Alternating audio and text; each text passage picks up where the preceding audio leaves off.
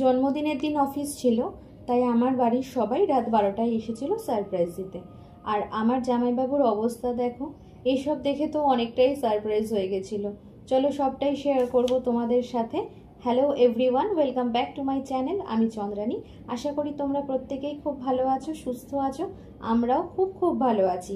ভিডিওটা দেখেই বুঝে গেছো আমার হাজব্যান্ডের বার্থডে। রাত 12টায় বার্থডে বয় কেক কেটে বার্থডে সেলিব্রেট করলো।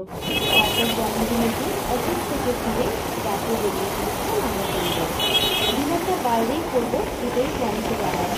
জন্মদিনটা আমার হাজব্যান্ডের হলেও যাবো কি খাবো সবটাই আমার পছন্দের উপর নির্ভর করে। আর আমার একটাই বক্তব্য ছিল, কোনো নতুন রেস্টুরেন্টে যাবো। আসলে আমার বাড়ির কাছাকাছি সমস্ত জায়গাতেই কম বেশি খেয়েছি, তাই নতুন কিছু ট্রাই করতে চাইছি। আর এদিকে মামা বাড়িতে বাড়িতে কিছু গিফট দেবে, সেটাও নিয়ে খুব চিন্তায় ছিল। তারপর ফাইনালি পৌঁছে গেলাম চিনার পার্কের আয়াতে। দেখতেই পাচ্ছ ভীষণ সুন্দর ছিল রেস্টুরেন্টটা। আর আমিও পৌঁছে সেলফিস, ফটোস, ভিডিওস ক্যাপচার করে নিলাম। আসলে এত সুন্দর সাজানো গোছানো জায়গায় ফটোস না তুললে হয়? আর খাওয়ার সম্পর্কে আর কি বলবো, আমার তো বেশ ভালোই লেগেছে। জানো তো, আমি আমার হাজব্যান্ডের বার্থডেটা নিয়ে প্রত্যেকবারই একটা প্রি প্ল্যান করে থাকি। সেটা কোনোদিনই আগে থেকেও জানতে পারে না। যেহেতু মিডনাইট সেলিব্রেশন করব ভেবেছিলাম, তাই আগের দিন সন্ধেবেলায় বার্থডে কেক, গিফটস, ডেকোরেশন করার সমস্ত কিছু কিনে এনে রেখেছিলাম। তো ডেকোরেশনটা তো তোমরা দেখতেই পেয়েছো। আর এদিকে কাকিমাকেও আমি পায়েসটা বানিয়ে রাখতে বলেছিলাম। অ্যাকচুয়ালি জানো তো, আমাদের এই জুলাই মাসটায় তোমরা তো দেখতেই পেয়েছো, 14 জুলাই ছিল আমাদের তিতিনের বার্থডে, 20 জুলাই ছিল আমার শাশুড়ির বার্থডে, আর 30 জুলাই হচ্ছে আমার হাজব্যান্ডের বার্থডে।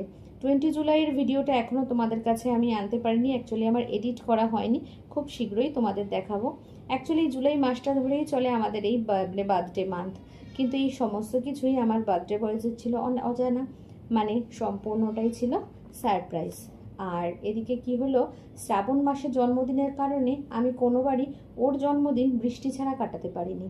এবারেও একই ব্যাপার, যাওয়ার সময় বৃষ্টি না হলেও আসার সময় চরম বৃষ্টি।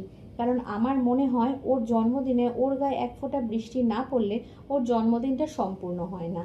আর মাম্মা তো বাবির বার্থডে আর সাথে বৃষ্টি ভীষণ এনজয় করেছে। তো এভাবেই কাটালাম আমার হাজব্যান্ডের বার্থডেটা। আর শেষে আরও একবার আমার হাজব্যান্ডকে কিছু কথা বলতে চাই। শুভ জন্মদিন আমার প্রিয় মানুষটা। জানি না তোমাকে নিয়ে নতুন করে কি বলবো, কারণ তুমি আমার সবটা জুড়ে আছো। আমি ভগবানের কাছে বলবো না যে এই একটা দিন তুমি ভালো থাকো।